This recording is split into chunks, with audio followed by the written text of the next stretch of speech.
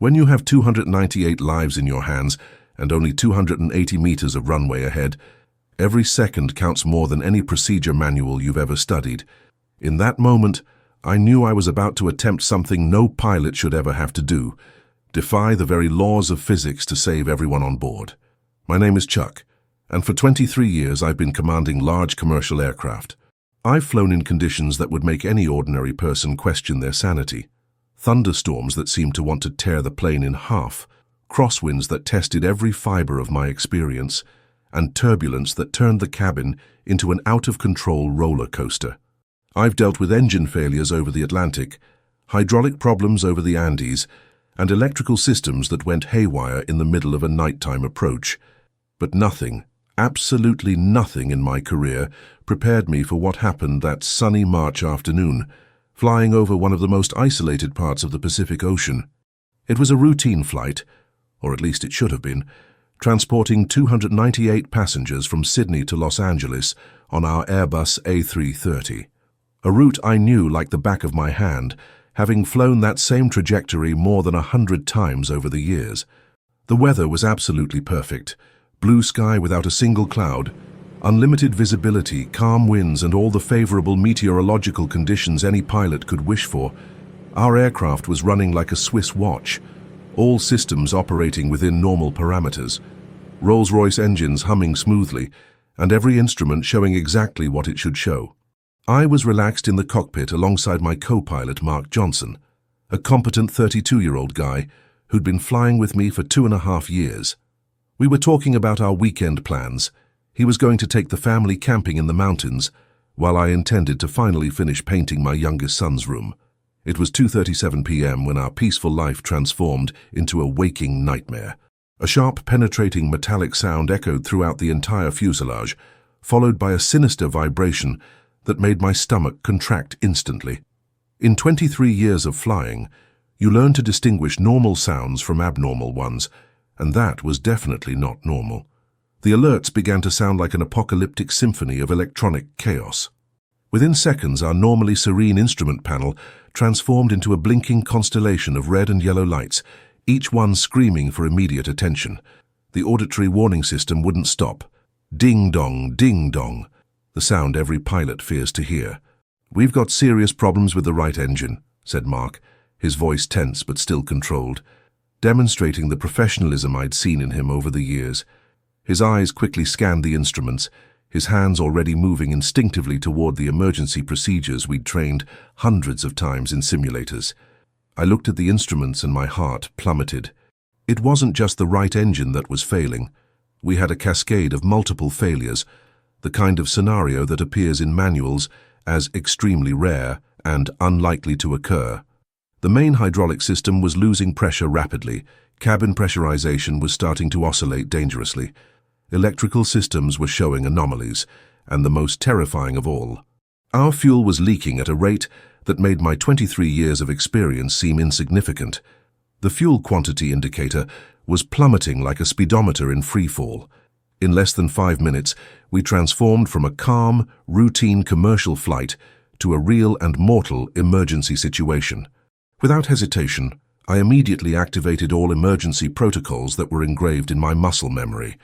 I declared, "Mayday, Mayday, Mayday" to Pacific Air Traffic Control, reporting our exact position, the nature of the emergency, the number of people on board, and requesting immediate vectors to the nearest diversion airport. My voice was firm and professional, completely masking the whirlwind of adrenaline and concern coursing through my veins. We began evaluating our options with the surgical precision that life or death situations demand. We were flying at 41,000 feet altitude, over one of the most isolated and inhospitable parts of the Pacific Ocean, exactly 847 kilometers from the Australian coast and 1,243 kilometers from the American coast. The nearest commercial airport was more than 400 kilometers away, a distance that with our current fuel leak rate we simply couldn't reach. If you're following this story and feeling the tension we were experiencing, leave a comment telling us if you've ever been through an emergency situation that completely changed your perspective on life, because I guarantee ours was about to change forever. The air traffic controller, with that characteristic professional calm even in the most critical situations, informed us about all available diversion airports in the region. Honolulu was out of range. Los Angeles was impossible. Even the nearest emergency military airport was beyond our capabilities, with the fuel we had remaining. The situation was becoming desperate with each passing minute. That's when the controller mentioned something that made my heart race even faster if that was possible. Aircraft in emergency. There's a military runway on a small volcanic island 180 kilometers southwest of your current position. Runway designated 0927, length 280 meters, standard width. It's used only for small military aircraft and rescue helicopters, 280 meters. For a moment I thought I'd misheard. I asked him to repeat the information, secretly hoping he'd say 2,800 meters. But no, it was really 280 meters. To put this information in a terrifying perspective, a loaded Airbus A330 needs at least 1,500 meters of runway for a safe landing in normal conditions. In emergency conditions, with all systems working perfectly, the absolute minimum would be about 1,200 meters. What that controller was suggesting was technically, mathematically, and physically impossible. It was like trying to park an 18-wheeler in a compact car space. But impossible began to seem like a relative word when you're losing fuel over an infinite ocean, with 298 lives depending on your decisions. I asked Mark to recalculate our remaining fuel autonomy while I mentally reviewed everything I'd learned about short runway landings over 2.5 decades of career. I remembered legendary stories of pilots who managed to land large aircraft on small runways during World War II, heroic emergencies that became case studies in aviation schools, and unconventional techniques that are taught only in extreme situations. But they were always smaller aircraft or different situations or special conditions that didn't apply to our case. Physics was brutally cruel and relentless. Our aircraft weighed exactly 186 tons at that moment.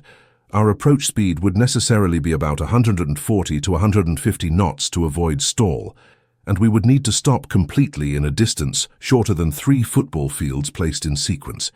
It was an impossible equation, but it was the only equation we had. "Chuck," said Mark, interrupting my desperate mental calculations, his voice loaded with a gravity I'd never heard from him before. "By my most optimistic calculations, considering our current consumption and leak rate, we have fuel for exactly 34 more minutes of flight. If we don't try this island runway, we're going to have to execute an ocean ditching." Ditching. The word echoed in my mind like a collective death sentence. Of course, all of us had extensive training for emergency ditching. It was a mandatory part of our annual certification. We knew all the procedures, had practiced in simulators, knew the techniques theoretically. But the harsh reality was that ditching a large aircraft like the A330, especially with 298 people on board, in the frigid Pacific waters, hundreds of kilometers from any rescue team, was essentially a collective death sentence. The statistics were brutal. Even in ideal conditions near the coast, with rescue teams immediately available, the survival rate in commercial large aircraft ditchings rarely exceeds 40%. In our conditions, open ocean, cold water, extreme distance from any help, we'd be condemning practically everyone on board. The volcanic island, on the other hand, was a desperate and apparently impossible gamble, but still it was a real gamble. It was the difference between a minimal chance of survival and no real chance at all. The choice, however terrifying, was obvious. I took a deep breath and made the decision that would change our lives forever. "Air traffic control. We request immediate vectors to the volcanic island. We're going to attempt the emergency landing." There was a long pause on the other side of the radio. I imagined the controller was processing what he'd just heard. A pilot requesting permission to attempt something that all manuals classify as impossible. Finally, his voice returned, more serious than before. "Aircraft in emergency. Do you confirm you wish to attempt landing on a 280-meter runway?" "Affirmative, Control.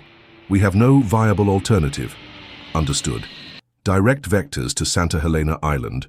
Runway 09 to 27. "Good luck, Commander." I communicated our situation to the passengers through the intercom system, carefully choosing each word to maintain calm without lying about the gravity of the situation. My voice came out firm and confident, completely masking the whirlwind of emotions boiling inside me.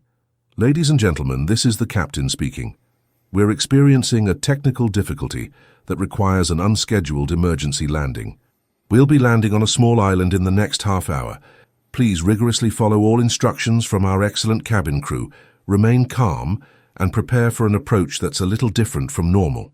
What I didn't say, and couldn't say, was that I was about to attempt something that defied all known laws of commercial aviation. If it worked, it would be a miracle. If it didn't, well, I preferred not to think about that at the moment. As we flew towards Santa Helena Island, I began mentally elaborating the most impossible plan of my career. First, we would need to configure the aircraft for the lowest possible approach speed without stalling. That meant full flaps, extended slats, landing gear lowered well early to create maximum drag. Second, use absolutely all the braking resources we had at our disposal. Full reverse thrust from both engines, the one that worked and the one that still half worked, spoilers raised immediately after touchdown, wheel brakes at maximum from the first second on the ground. Third, and perhaps most important, count on a generous dose of luck, divine intervention, and all the saints of aviation working together on our side. The island appeared on the horizon as a small, irregular, dark spot, surrounded by the infinite blue vastness of the Pacific. As we gradually approached, reducing altitude and speed, I could better distinguish its geography. It was a typical volcanic formation, mountainous, steep, with dramatic cliffs dropping directly into the ocean, and there, like a thin scar cutting across the island's summit, was our runway of salvation, a narrow strip of concrete that looked like a toothpick from our altitude. What I saw made me swallow hard. The runway wasn't just short, it was positioned in the worst possible way. On one side, there was a volcanic rock wall rising more than 200 meters high.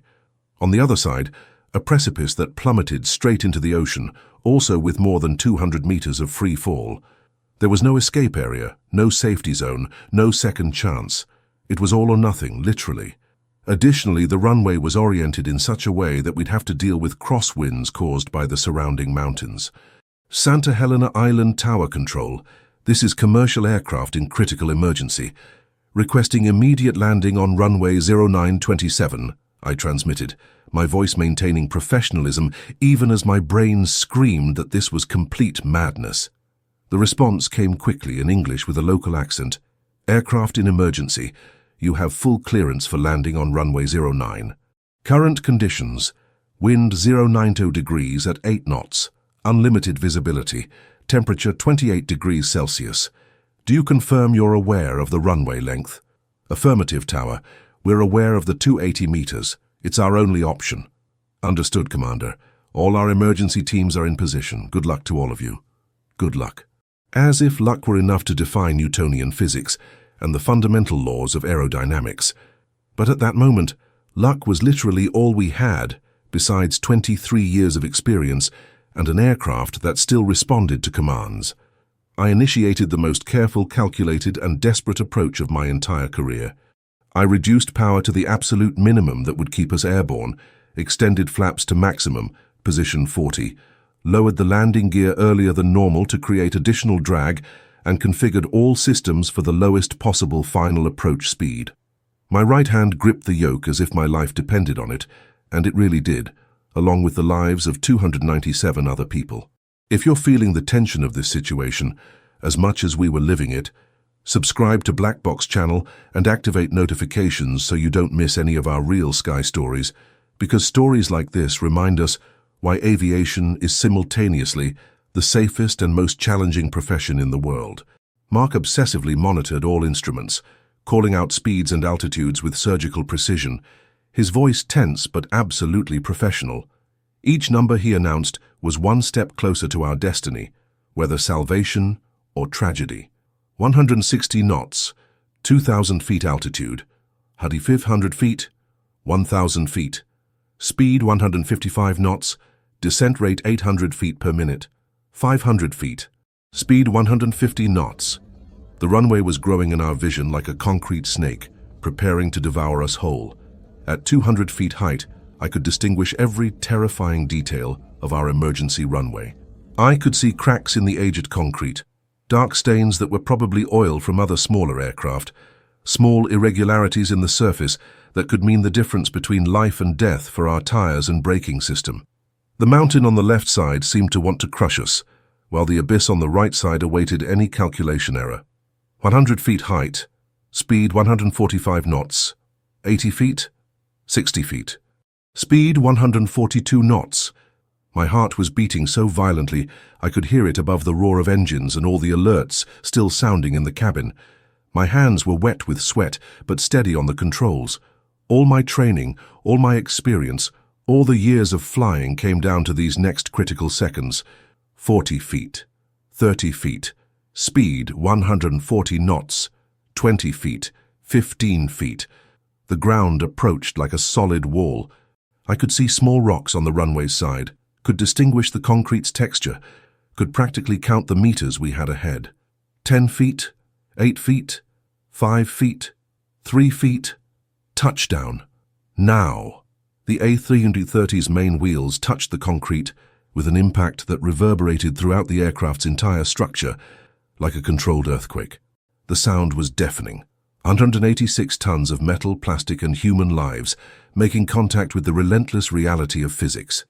Immediately, before even the nose wheel touched the ground, I activated reverse thrust on both engines to absolute maximum, pulled all spoilers up with full force, and began stepping on the brakes with pressure I'd never used before in my entire career.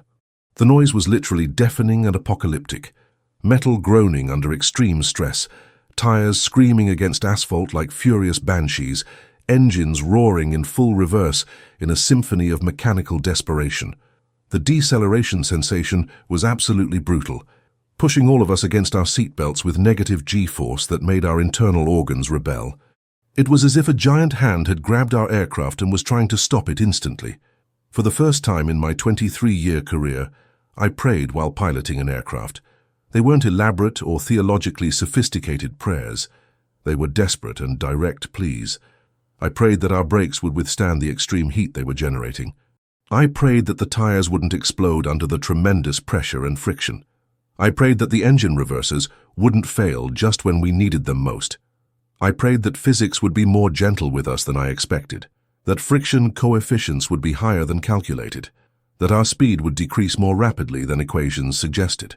The end of the runway approached like an invisible but absolutely real wall of total destruction. My eyes alternated rapidly between the speedometer and the runway that was running out in front of us. 200 meters remaining. Speed still at 90 knots, 150 meters. 80 knots, 100 meters. 70 knots. Speed was still dangerously high for the distance we had left. I could literally feel sweat running down my face.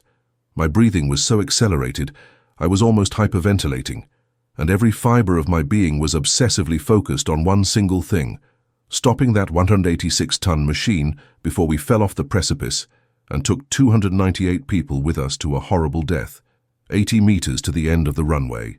My right leg was trembling slightly from the effort of keeping brakes at absolute maximum.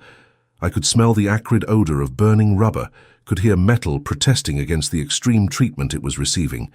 60 meters. The speedometer showed 50 knots. Still too fast, still potentially fatal. 40 meters to the precipice, 35 knots on the speedometer. For the first time in eternal minutes, I began to feel a microscopic spark of hope. Maybe, just maybe, we'd make it. 20 meters. Speed, 25 knots. The reversers were working at their absolute limit, creating a cloud of debris and dust behind us. The brakes were so hot they were probably glowing like red-hot iron. 10 meters to the end of the world. 15 knots. My hand was gripping the additional handbrake with such force that my knuckles were completely white and without circulation. 5 meters. 8 knots. For a moment that seemed to last an eternity frozen in time, I really thought we weren't going to make it, that we'd come far, but not far enough. And then, with exactly 1.5 meters to the precipice, a distance shorter than the length of a person lying down, our aircraft stopped completely. Silence. A silence so complete and absolute, it was almost supernatural. After minutes of deafening engine roars, tire screams, and electronic alerts, the sudden silence was almost traumatic. Mark and I looked at each other in complete shock and disbelief. Our eyes were wide open, our breathing still accelerated, our hands trembling slightly from adrenaline that still ran rampant through our veins. We had just done something that was mathematically impossible. We had defied physics and won. We had saved 298 lives, including our own. Behind us in the passenger cabin, 296 people remained in a silence so deep, it seemed time had stopped completely. They were probably processing the fact that they were still alive, breathing, intact, that they had survived something that shouldn't have been survivable, that they would see their families again, hug their children, tell this story for the rest of their lives. With hands still visibly trembling, I systematically shut down all engines, following each step of the post-landing checklist, even in our extraordinary situation. Old habits and rigorous training never die, even after miracles. I activated the cabin intercom and tried to speak to the passengers. My voice came out broken, loaded with emotion I could no longer control. Ladies and gentlemen, welcome to Santa Helena Island, local temperature 28 degrees Celsius, local time 4:14 p.m. Please remain in your seats while... I couldn't finish the sentence. All the accumulated emotion, all the controlled terror, all the extreme responsibility I'd carried for the last 40 minutes finally hit me like an emotional avalanche. For the first time in 23 years of career as a commercial pilot, I cried openly in the cockpit. I cried from pure and primitive relief. I cried from gratitude so deep I had no words to describe it. I cried from simple and basic happiness at being alive, at having saved all those people, at having managed to do the impossible. Mark was also crying silently beside me, tears running down his face, while he still held the controls as if he couldn't believe we were really stopped, really safe, really alive. The hours following the landing passed like a slow-motion movie, each moment permanently engraved in my memory, with photographic clarity that still impresses me today. Rescue teams from the island's small military base arrived within minutes. Apparently, they had been monitoring our emergency on radio and had prepared for the worst possible scenario. Seeing those concerned but professional faces running toward us was one of the most beautiful sights of my life. The passengers were evacuated in an orderly and safe manner, each one of them a precious life we had managed to preserve. Many stopped to personally greet me at the exit, some crying, others in silent shock, some simply saying, "Thank you," with an emotional intensity that needed no more words. An elderly lady hugged me and whispered, "You brought us back to our families, son. God bless you." A businessman who had been visibly nervous throughout the entire flight shook my hand firmly and said, "Captain, I'll never complain about turbulence again." Specialist technicians from the airline arrived the next day to thoroughly examine our aircraft and try to understand exactly what had caused the cascade of failures. The subsequent technical investigation revealed details that made me realize how close we had been to an even greater catastrophe. We had suffered an extremely rare multiple failure. A microscopic defect in an internal blade of the right engine had caused a specific vibration that resonated through the aircraft's structure in such a way that it simultaneously damaged systems that are normally completely independent of each other. The hydraulic system had been compromised by that vibration.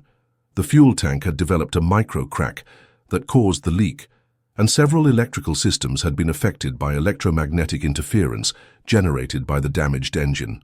The mathematical odds of all these failures occurring simultaneously were approximately 1 in 15 million, rarer than being struck by lightning twice in the same day.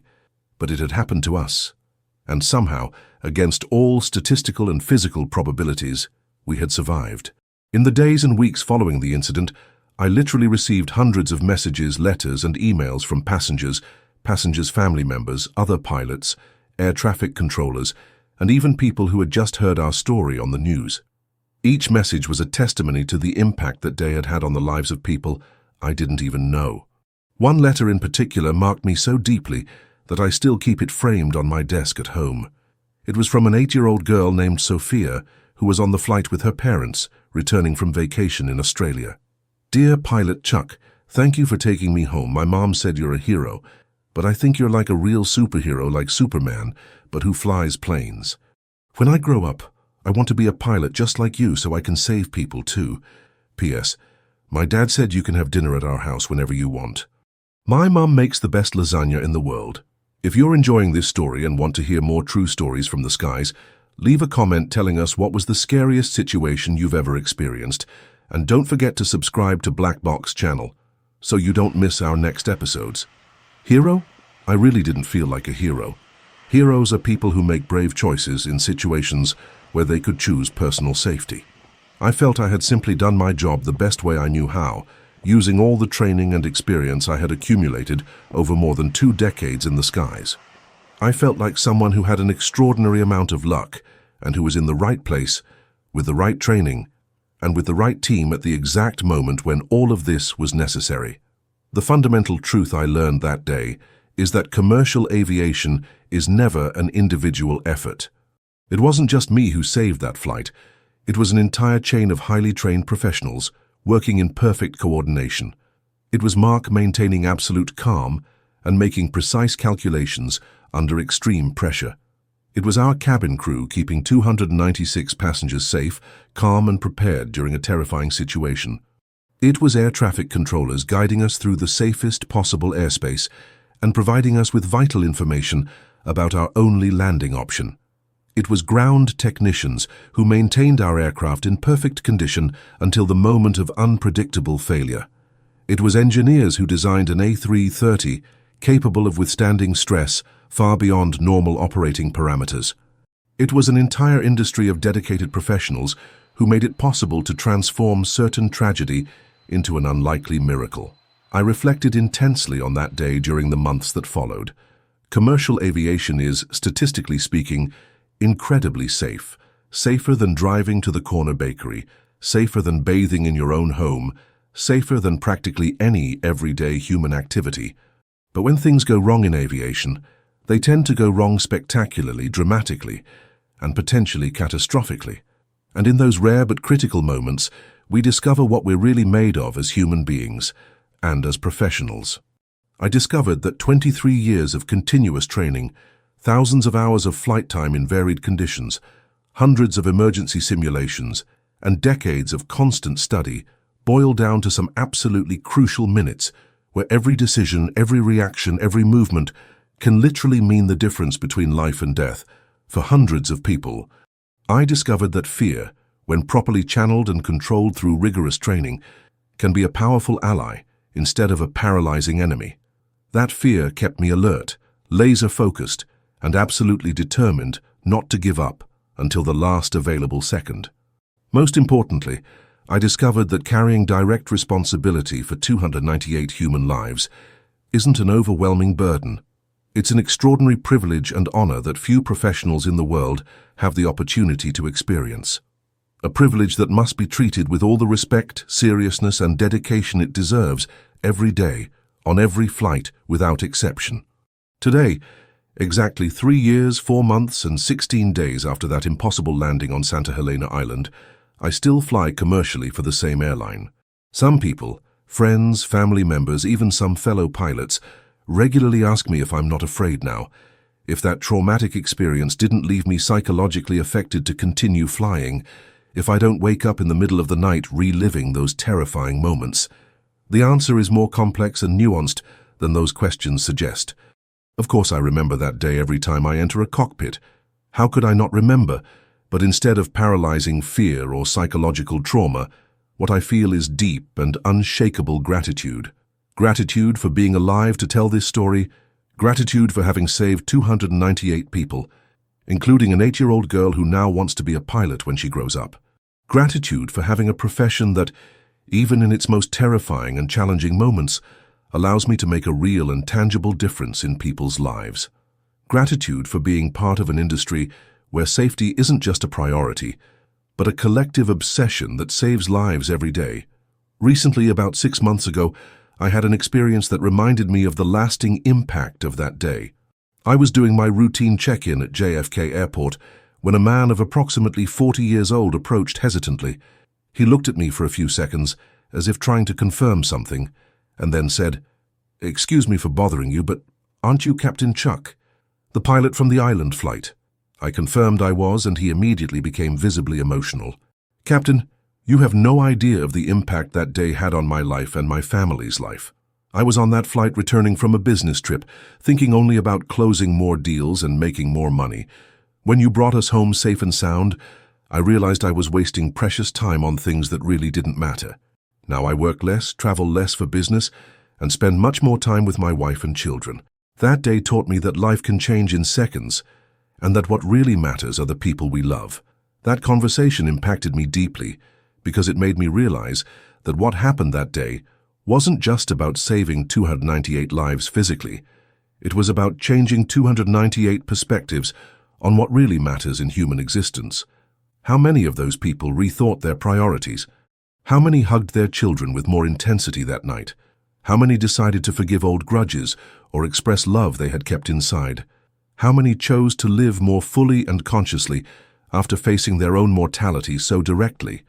Aviation taught me lessons that go far beyond piloting techniques or emergency procedures. It taught me that limits exist to be respected and studied, but that in extreme situations and with adequate knowledge, we can find ways to overcome them safely. It taught me that preparation is literally everything. Every hour of training, every emergency simulation, every procedure memorized until it becomes instinctive can be exactly the difference between a terrible disaster and an unexpected miracle. And perhaps most importantly, it taught me that all of us are more resilient, more capable and braver than we ever imagine until we're tested by circumstances. Sometimes, especially during long nighttime flights when the cabin is silent and I have time for deep reflection, I wonder about the alternatives we didn't choose that day. What if we had tried to reach a larger airport and run out of fuel halfway? What if we had opted for ocean ditching? These questions haunt me occasionally, creating alternative scenarios in my mind that can be disturbing. But I always reach the same conclusion. We made the best possible decision with the information we had available at that specific moment. We didn't have the luxury of prolonged analysis, consultation with specialists, or careful deliberation. We had minutes to decide between equally terrible options, and we chose the one that offered the best chance of survival for everyone on board. With 3 years of hindsight knowledge, I still believe it was the right choice. If you made it this far in this story and feel it touched you somehow, leave a comment sharing your thoughts on how extreme situations reveal the best in people, and consider subscribing to Black Box channel for more real stories from the skies that remind us of the fragility and preciousness of human life. Whenever someone asks me what was the biggest lesson I learned that impossible day, my answer is always the same. I learned that miracles aren't supernatural events that defy natural laws. Miracles are the result of preparation meeting opportunity at the exact moment of greatest need. Our 298 lives were saved, not by mystical intervention, but by the confluence of decades of rigorous training, advanced aeronautical technology, impeccable teamwork, and yes, a significant amount of luck in the factors we couldn't control. But mainly, we were saved by the absolute refusal to give up when the situation seemed impossible. If this story made you reflect on life and moved you as much as it changed us forever, subscribe to Black Box channel for more true stories that remind us that life is a gift we shouldn't take for granted. Until the next story from the skies, and remember, every takeoff is a new opportunity, and every safe landing is a miracle we shouldn't forget to be grateful for.